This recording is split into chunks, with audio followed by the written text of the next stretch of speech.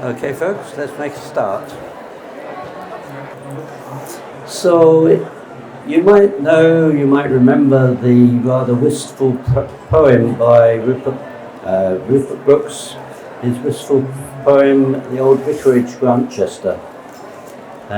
Stands the church clock at 10 to 3, and is there honey still for tea? That was written in innocent times. Nowadays, I think we could say, stands the church clock at 10 to 3, and is there GMO in my tea? Which is why we got this title. Is there GMO in your tea? That's a question I'm frequently asked. And before we cut to the chase and reveal all, we need to take a little look at the background of GMO. Because like it or not, it's arrived. It first came in commercially in 1996, and it's not going to go away. 26 different plant types have been accepted for commercial use, genetically modified plant types. And close to 500 million acres of GMO plants are now in the ground every year. So we've all heard the hype and the demonizing of Monsanto. And I'm certainly not an apologist for Monsanto or their ilk, and there are many who are.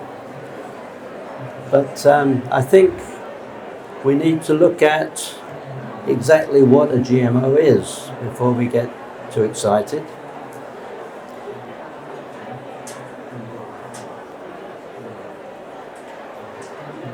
The USDA has a definition of GMO, so I thought that's going to be helpful. That's going to be useful. I'll speak in America. I'll say what USDA think. USDA have totally confused the issue. This is their definition. They start with genetic engineering.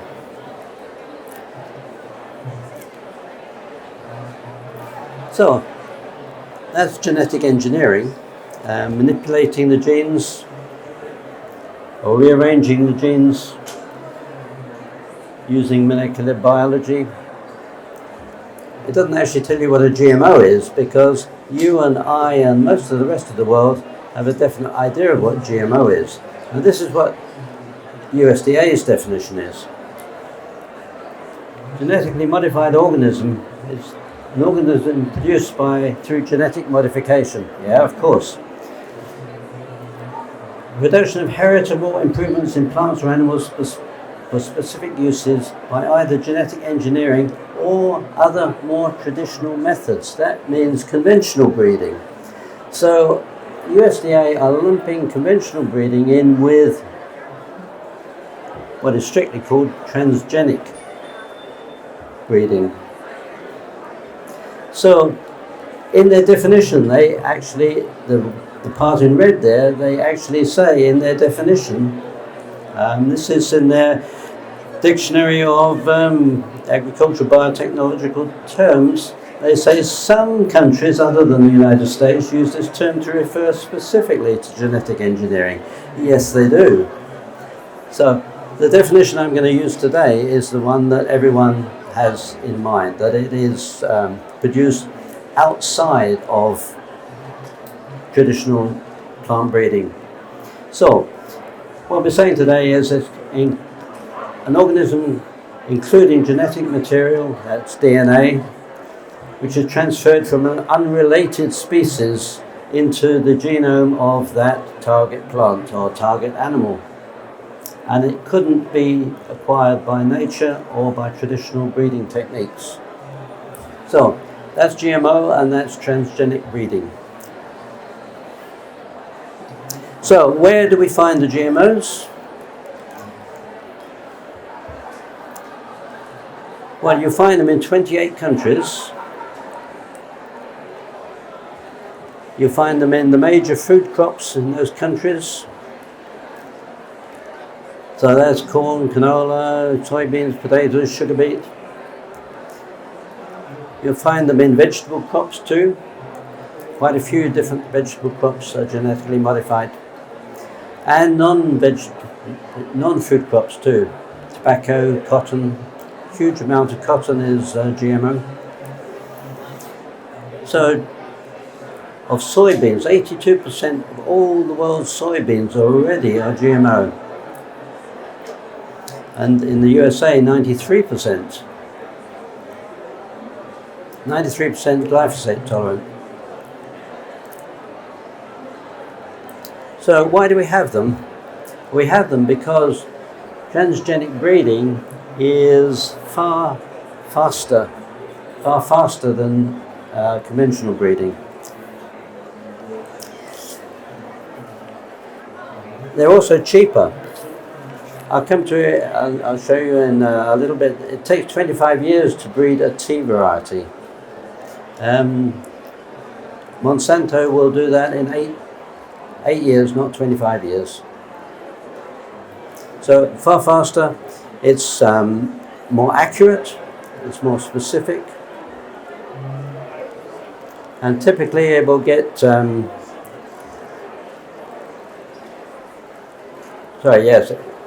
it's faster. I always think of traditional breeding as a shotgun or scattergun approach, where you may get the right result or you may not. With transgenic breeding, it's more like a sniper's rifle. You can be very specific at the type of modification that you want to do. And this is the big thing for big business.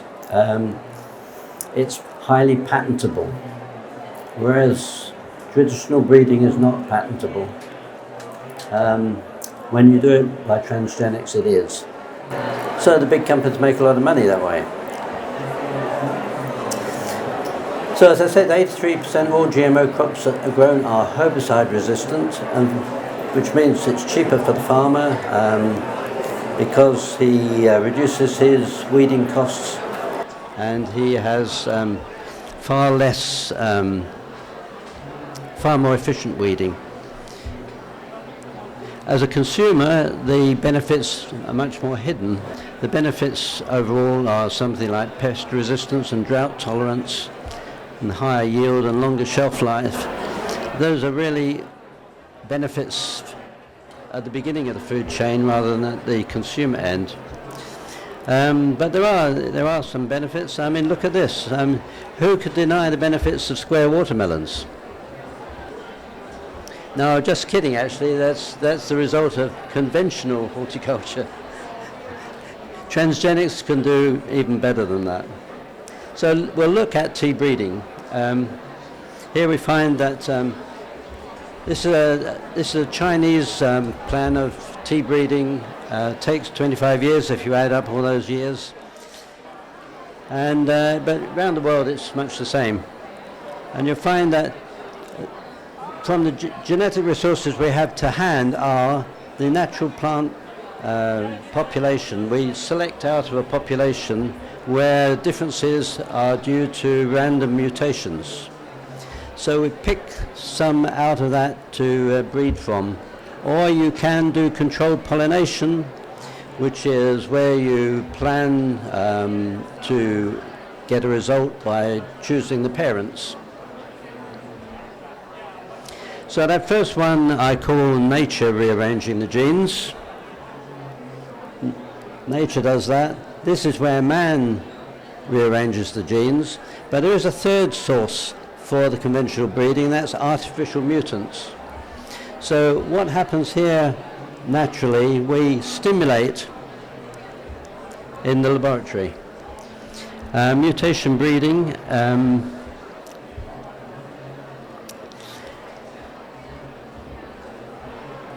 I call that man randomly jiggling up the genes.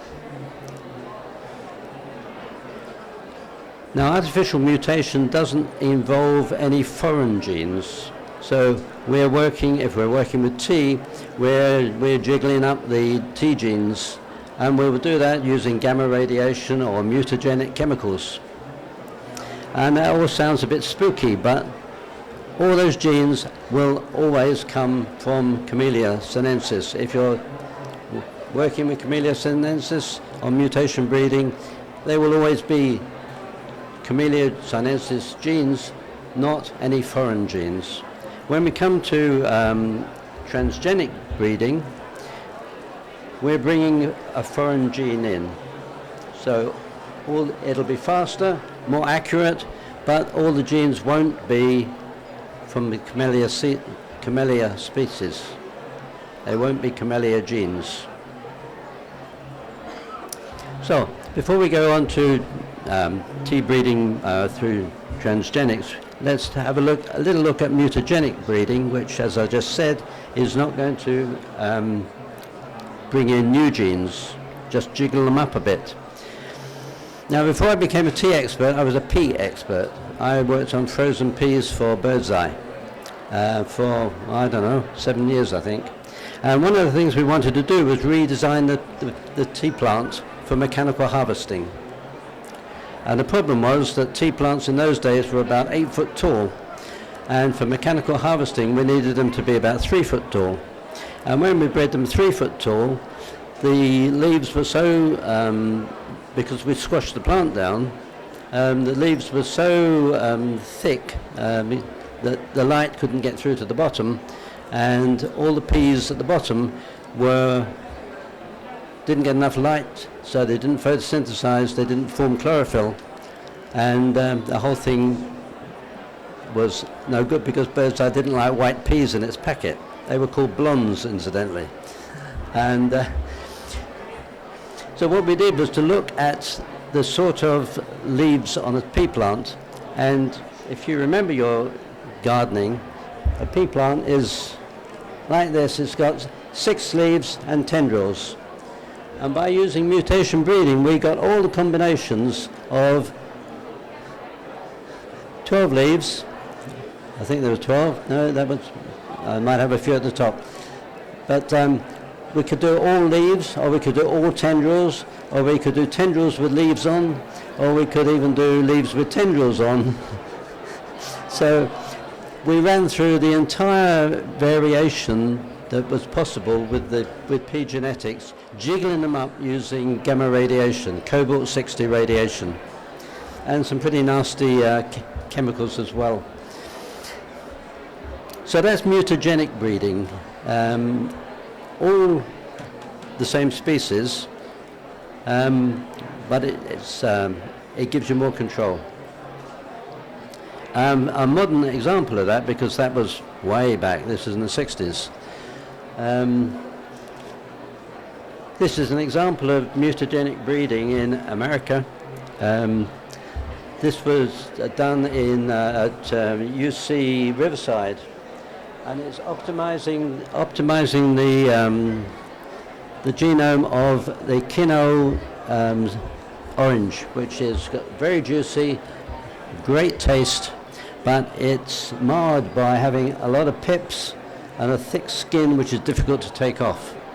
And by mutagenic breeding they have bred one which has no seeds, or less seeds anyway, and a very thin skin which is easy to peel. And that'll be on the market. I'm not too sure it's on the market yet, but it's coming on the market soon. So as an example of what you can do by artificially jiggling up the genes. But of course all those genes are orange genes, just as they were all pea genes in the peas, on the pea example. Now you say, well, we're here to talk about tea. Okay, mutagenic breeding in tea has been done. This is one of 3 very useful clones that are produced in China. It's the Tongsha 108, and that again is gamma ray radiated seed, has produced an awful lot of plants that didn't look well, but a few which actually are improvements. So this one derived from Longjing 43 is cold and disease tolerant, and it particularly has very early spring flush. And that's where the money is made. So this is a big improvement. Okay then, well, that's how breeding is done conventionally. And classical taxonomy and genetics says that only like can breed with like. However, in nature, we get crossover happening naturally. So we can get transfer of genetic material from unrelated species, that is what we were defining as GMO. We can get that occurring naturally. And examples of that, viruses actually transfer their DNA to you when you get a disease. Bacteria transfer it to bacteria. Bacteria can transfer it to plants. Bacteria can transfer it to humans, to animals. There's a lot of thought that the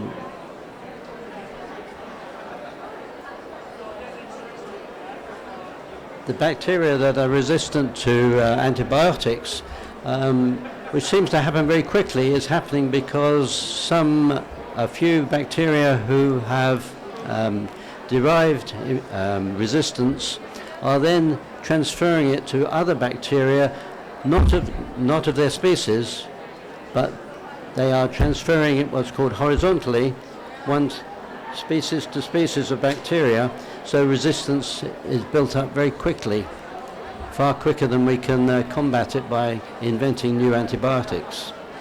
So the point is, trypanosomes, they're pretty nasty tropical diseases,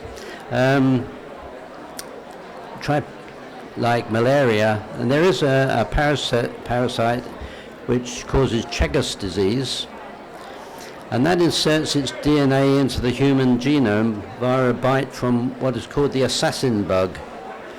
And the clue is in the name. It's an assassin. It injects its DNA into you, and that's what gives you the disease. And plants to plants, some grafts will transfer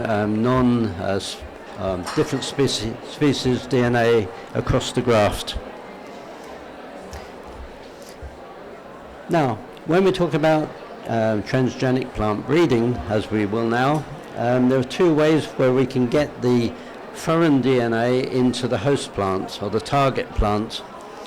We can transfer it via what is called biolistics, that is shooting it in. I'll show you how that's done. And you can get foreign DNA transfer via a bacterium. So we'll look at the bacterium first. If you're a gardener, you'll be familiar with crown gall tumors. These occur on roses and vines and trees. They occur on the roots and they occur on stems. And it's caused by a bacterium, a soil bacterium called Agrobacterium what's it called? Agrobacterium tumefaciens. In Latin, that translates to soil bacterium which produces tumors. That's exactly what it does. Now, it's how it does it that's important to transgenic breeding.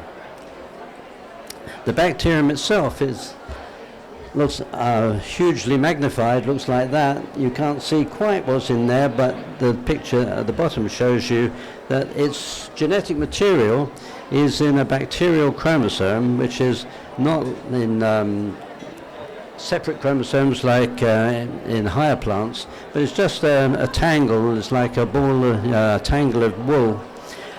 So that's its bacterial chromosome. Most bacteria just have that. A few have what's called a plasmid.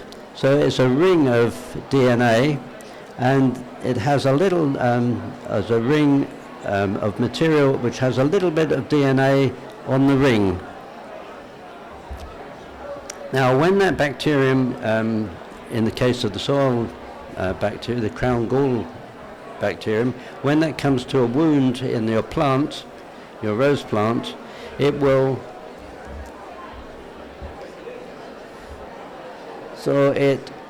inject this TI plasmid, which has its bacterial DNA there, and it will insert it into the plant cell, and that plant cell will get that little bit of DNA inserted into it. Now what we do is to do transgenic breeding is to hitch a lift on this bacterium. We take that out, so we put in a gene for the desired trait, which might be glyphosate resistance, and we stick that into the plasmid. So when the bacterium puts that into the plant cell, and it goes in, the plasmid goes into the nucleus and puts its DNA into the target plant's genes. It's not putting this one in, it's putting this one in. This one is the one that causes the gall, the tumor. What this one does is to tell the plant to produce plant hormones. So all the cells that have been infected will produce plant hormones. They create a lot of growth, a lot of exudate, and the bacteria live on that. So this is how the bacteria earns its living. So we take out that bit, put in the bit we want, and shoot. And let the bacterium do this. And that has to be done in sterile culture. Because you don't want a lot of foreign bacteria coming in, you want just the ones that you are going to do the trick.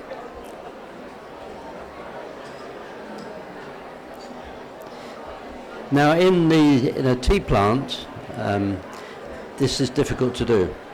And it's difficult to do because, as you know, tea has a lot of polyphenols. Tea cells are full of polyphenols in the vacuole, and when the cell's damaged, we get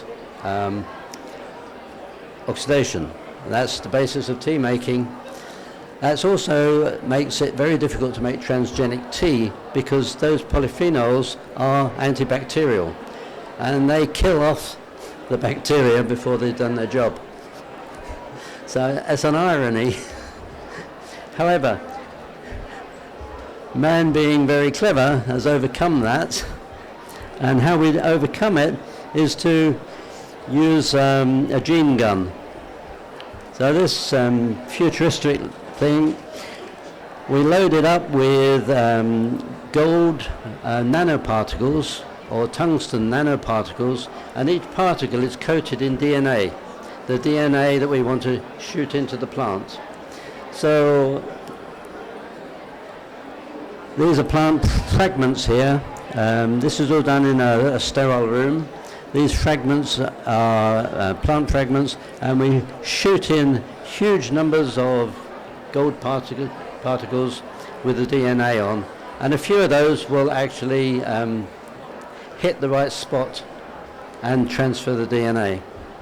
It's very hit and miss, but you have a huge number. I mean, you've got billions of particles there. So at a rate of only 1 in a million, you're going to get some results sometime. So that's how it can be done. Now the question then is, who's actually doing it? Or you should say, first of all, is anyone doing it? Well, yes, they are. Who's working on TGMO? Well, first, before you do any of this, you have to have a map, because you have to know what you want to put in that's going to work in the tea genome. So it wasn't until 2017 that the Chinese mapped the genome of tea plants. Before that, people have been, well, since 2001 was the first transgenic tea work. Before the genome was published, they were working in the dark. They were playing around with it. Now we have a map, so you can target specific genes of the tea plant using specific imported foreign genes so that you can make a connection with that and make a sensible improvement. So they, in China, that was done in 2017. In Toklai, they are working on it, and they expect the Assamica genome to be published in a few years. Also in China, they've been doing the bacterial and the biolistic transfer protocols. They've established those. They're capable now of making transgenics almost to order. So China are doing it, and India's doing it. Both countries, you'll notice, together are growing over half the world's tea. So in India, they're going to publish the transcription map soon, and they too are very up to date with bacterial and biolistic transfer. And the advantage that the Indians have over the Chinese is that Indians are far ahead with tissue culture of tea material. Now I told you that the polyphenols upset the bacterial transfer. Polyphenols also upset tissue culture, because in tissue culture where you have cells, leaf fragments and even separate cells, if they get damaged at all, you get oxidation and you get some toxic polyphenols produced. So that inhibits tissue culture. It's a very, very difficult thing to tissue culture tea. But for both these methods of gene transfer, you must do it in tissue culture because you have to do it in a sterile environment. Okay, so there are some other countries working on it. Korea is working on it. They've got the transfer protocols. I've seen a claim that Korea have got some tea plants in the field. I've not been able to verify that. Other countries, you see the list there, Sri Lanka, Japan, Kenya, Vietnam, Turkey, all aware of the work but have decided that they're not going to actually invest it. It's very expensive work to do. And they've decided, they're justifying their inactivity by saying that people don't want it. Well, they're probably right there, but of all the ones there, you would expect that Japan would be the one that would come up next with a transgenic.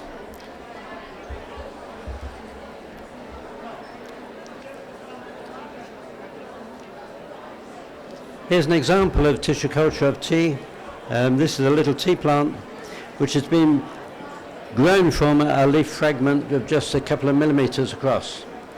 So the first step is to grow it in a medium with all the nutrients in from the leaf fragment. Then you adjust the hormones, the hormone balance to generate top growth. And then, having got the top growth, you readjust the hormones to get root growth. And remember, all this is in sterile medium. So bottles and bottles of them. Yeah? All the different stages. The tricky bit is getting that sterile plant out into the field where things are far from sterile, where there are huge numbers. The soil is thick with bacteria. So it's very difficult to make that jump from sterile conditions to the field.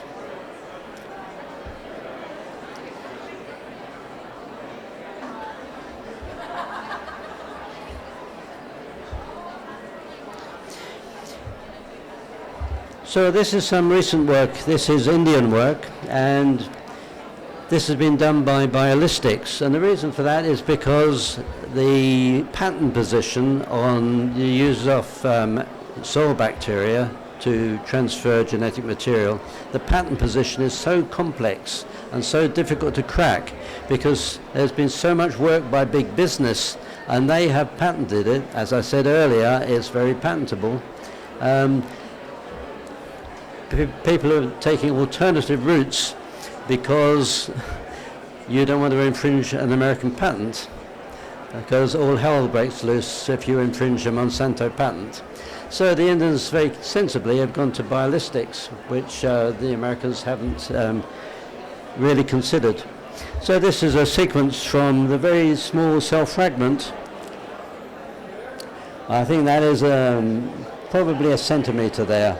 So a small fragment, and here you see it's starting to differentiate. Here's the first couple of leaves of the plant. Here the plant is growing a stem with leaves on, bigger and bigger and bigger. Here we've got plants which are just in that phase of being transferred from the sterile culture. So they're introduced to a few bacteria to get them used to it, and then it goes out into the field. And that, my friends, is probably the first transgenic tea plant that's ever got successfully out into the field. This is an Indian plant, and that's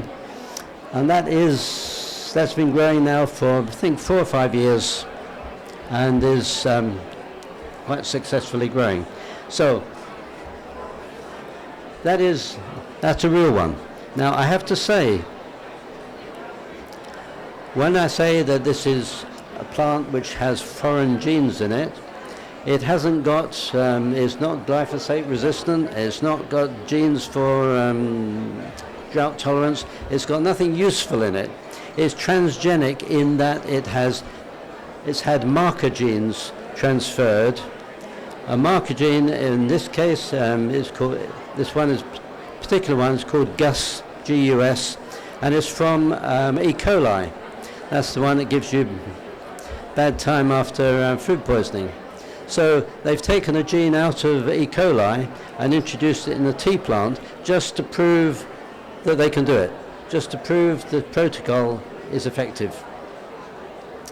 And so far as I know, all the work that's been done on tea plants has been done in terms of marker genes. No work has been done on making a useful change in tea.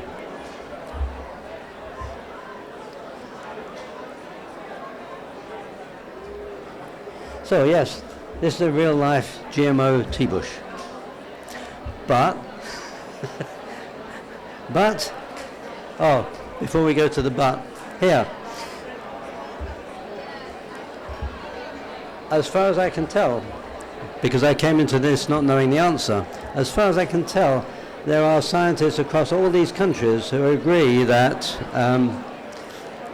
commercially there's no GMO in your teacup.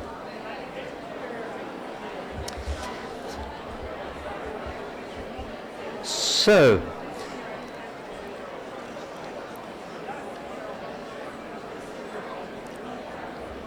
Monsanto has not been tampering with your tea bag, and despite there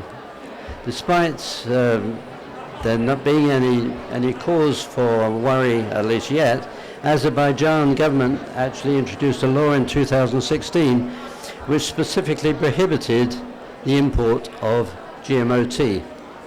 That's a little bit over the top.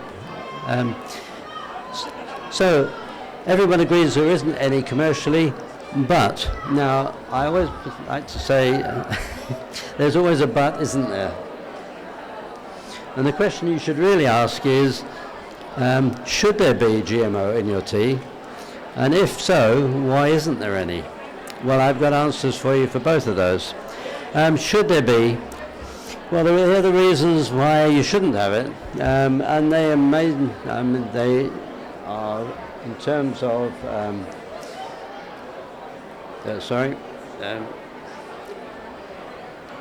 In terms of ethical objections, people have ethical objections to anything that tampers with naturalness in their food. There are concerns about toxicity because it hasn't been long enough to really test.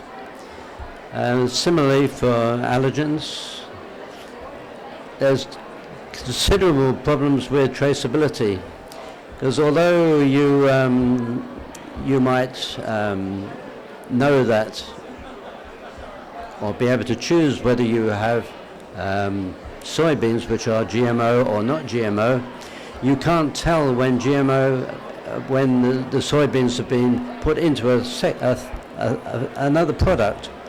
All you'll see on the label is that it contains soy protein. Now, you don't know whether that is GMO or not. In that 82% of all the soybeans in the world are GMO, chances are that it is.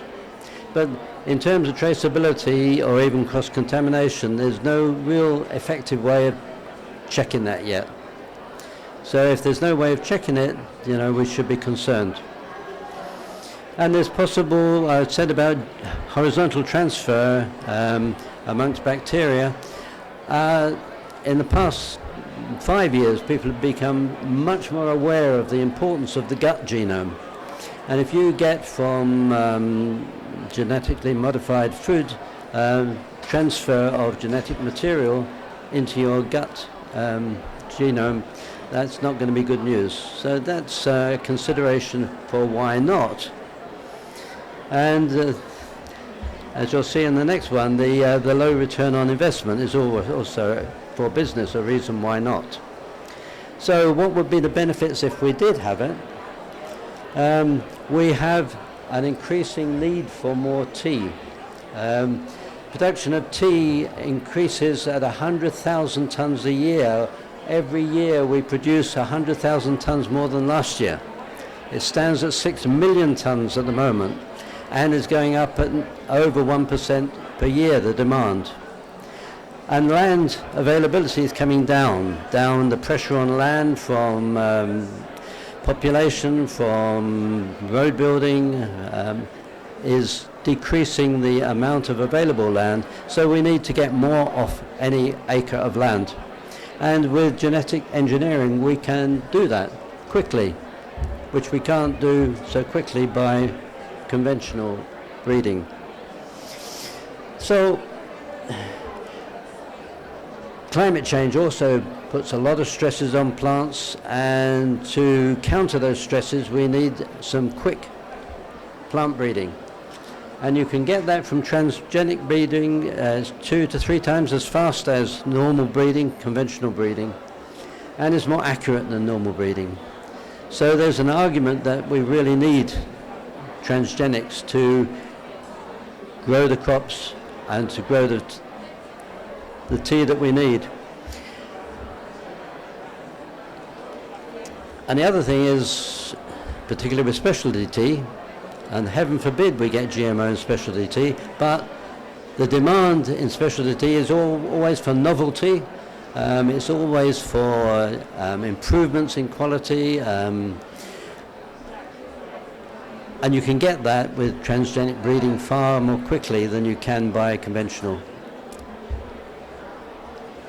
So novelty and quality can be tweaked by transgenic breeding in tea. And the other thing is that because we have, the genie is out of the bottle. Because we have it, the likelihood it will be used. That's the way with technology. That's the way with what we call progress. However, having said all that, economics are very much against transgenic breeding in tea. This is the not the retail value, not the wholesale value, but this is the farm gate value of all the soybeans in the world. So it's coming up to just $215 billion soybeans are worth every year. And corn comes in below that, but it's pretty substantial. And you're going to say, well, there's something missing on this graph, and where is tea? So the wholesale, not the wholesale, the farm gate value for tea the commodity value for tea, which is what the plant breeders, the transgenic plant breeders are interested in. How much money am I going to get from the farmers? This is tea. Now that's a good reason for not really targeting tea. The return is going to be pretty slight. Added to which, these plants are annual plants. Nearly all the plants that are transgenically bred, that have GMO in them, are annual plants, because it means that the producers like Monsanto, the producers of GMO seed, can sell every year. So with tea, we're only going to sell tea seed or tea cuttings once every 80 years. So economically, it's just not on for anyone to concentrate on tea. They'll concentrate on the crops that make the big money. And I told you that China and India are ahead with this. It's a vanity project. It's not really for real use. Certainly not yet. Certainly not in the foreseeable future, I believe. So to summarize, you can sleep at night. There's no GMO in your tea. With the financial aspects of it, it's unlikely that there will ever be so. And with that, thank you.